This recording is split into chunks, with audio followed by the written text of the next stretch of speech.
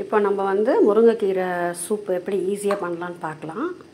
இது வந்து நான் முருங்கைக்கீரையை கழுவி காய வச்சு திரித்து வச்சுருக்கேன். இதில் வந்து இந்த அளவு போதும். டம்ளரில் போட்டாச்சு. இப்போ அதோட மிளகு ஜீரகம் திரித்து வச்சுருக்கேன். நம்ம முட்டைக்கு போடுவோம்ல அது மாதிரி திரித்து வச்சுருக்கேன். இது பாருங்கள், இந்த அளவு போட்டிருக்கேன். உப்பு வந்து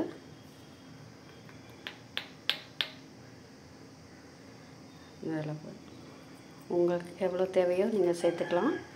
இப்போ நீங்கள் அது குக் பண்ண தேவையில்லை. கொதிக்கிற தண்ணியை நான் ஹாட் பண்ணி வச்சுருக்கேன். இங்கே பாருங்கள்.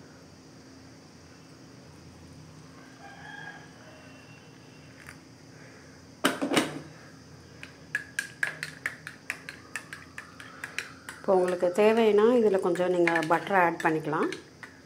இல்லைன்னா இப்படியே சாப்பிட்லாம். சூப்பரான ஒரு ஈஸியான பேச்சுலர்ஸ் குக்கிங் ஒரு கீரை சூப் ரெடி ஆகிடுச்சு. Watch my channel for more videos. Cook with Bharathi and subscribe.